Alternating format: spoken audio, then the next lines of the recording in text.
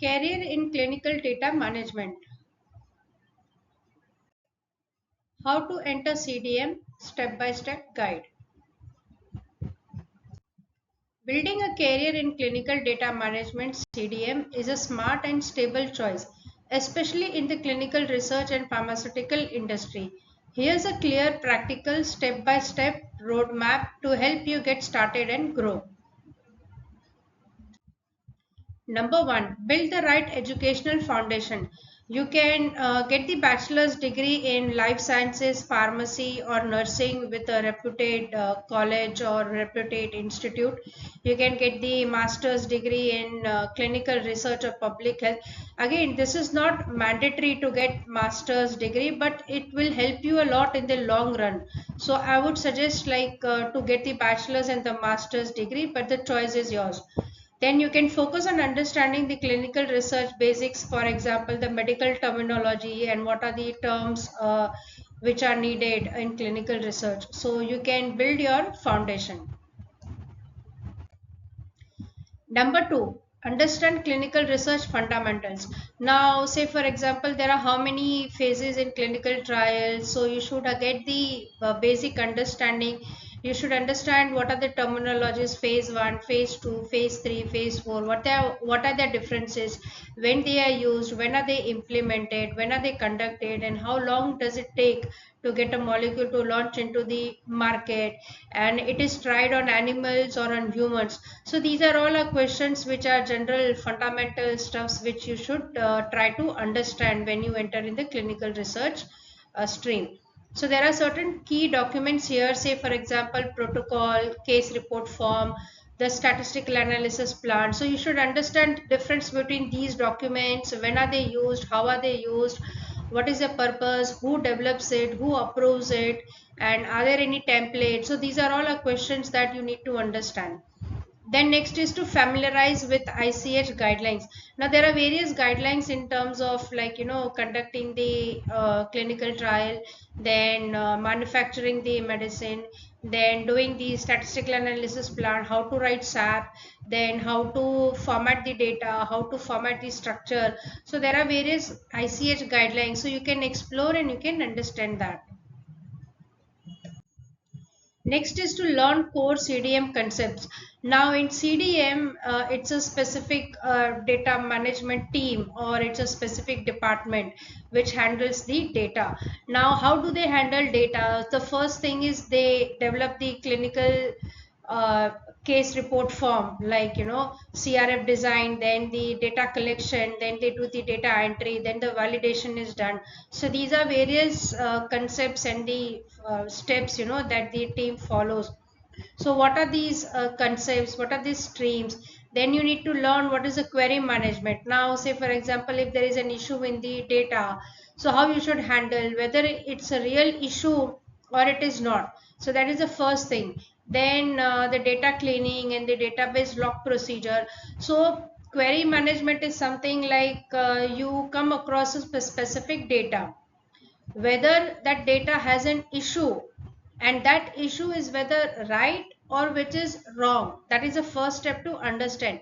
Many people, they don't try to understand the difference whether there is a data issue really or there is no data issue in a specific scenario. So that difference needs to be understand first.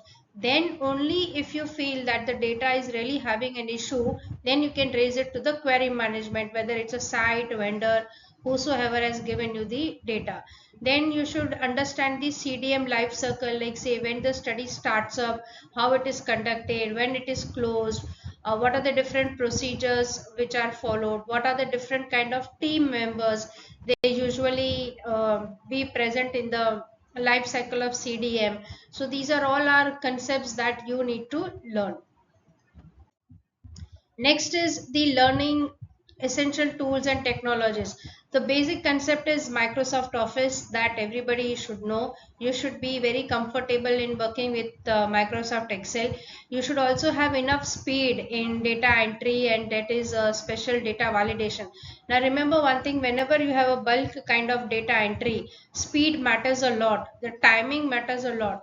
Also, whenever you do the data entry, how accurately you are entering the data and how many errors did you did while doing the entry. So these are all our self improvement techniques that you can use.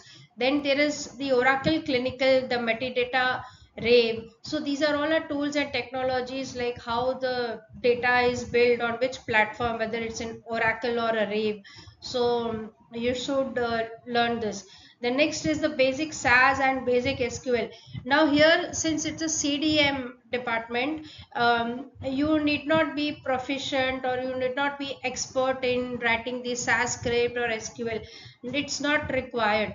But yes, the basic, like what is SAS, how to write a simple data step, or how to use a proc print, how to generate the listings, how to generate the patient profile listings. So these are all our certain terminologies and tools, especially SAS and SQL. They help you in doing your task.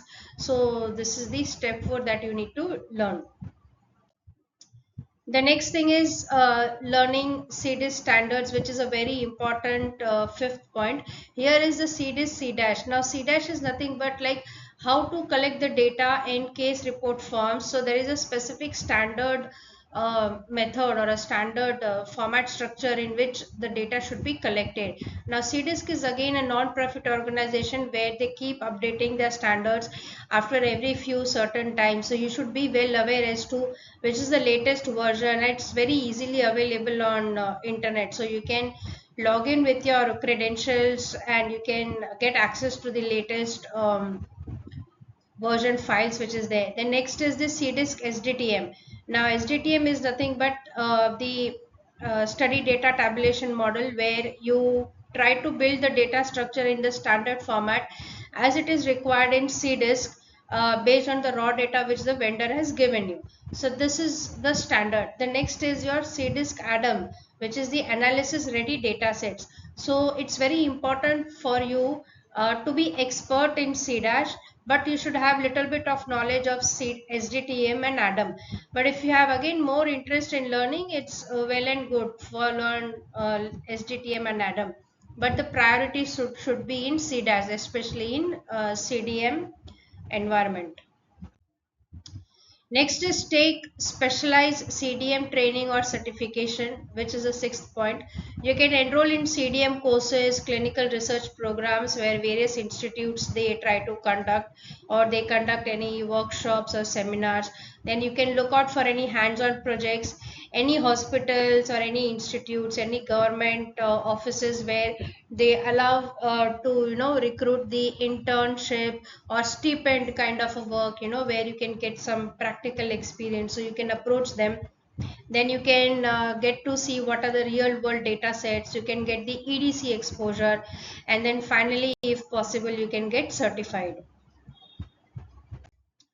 Step 7 is your work on practical projects, which is very important. Now this practical projects, while you work, it not only clears your theoretical background, it also gives you an advantage in understanding the theory by doing it practically in the live data set, right?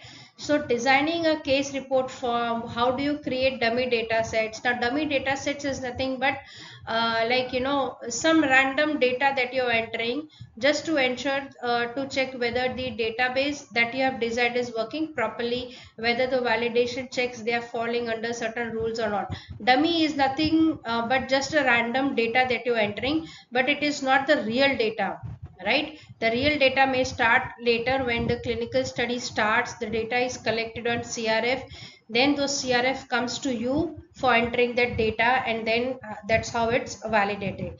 Next is the performing data cleaning. Now data cleaning is very essential. Now we all are humans that we work in this environment.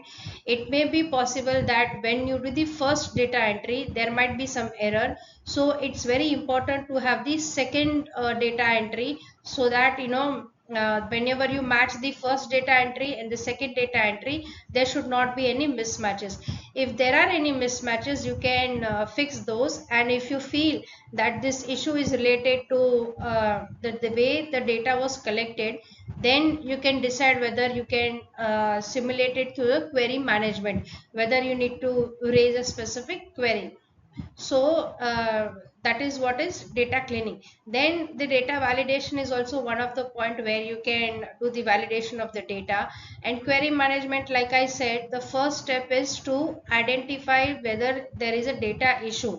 Once you find out that whether there is a data issue, whether this is really a data issue or it's a not a data issue, that difference between the correct data issue and the wrong data issue, that you should be very much clear. If you do not understand this concept, you will be raising garbage and you will get the garbage result. So ensure that you don't fall onto that dilemma. And the queries that ever you raise for any data issue, you should cross check thrice before raising any query. Step 8 is apply for entry level roles. Now you can apply for roles for the clinical data coordinator or a data entry associate, where then you get the next designation as junior clinical data manager. Then you can also get into the CRO, the pharma companies, where they give you various entry level roles. Now depending on your theory and depending on your practical experience, you can get recruited. The next is grow your career path, which is the number 9. Then the initially when you get recruited to any CRO pharma companies or designation, it could be clinical data coordinator. Then after some time you may get the next level, which is clinical data manager.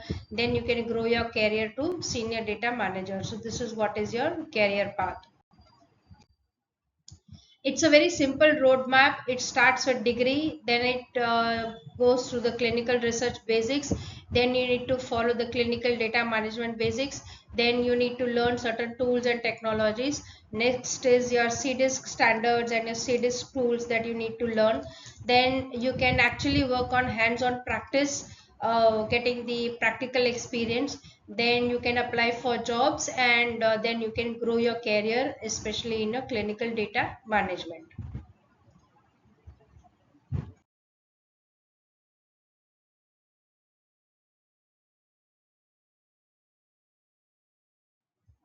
Many thanks for watching my video and happy learning.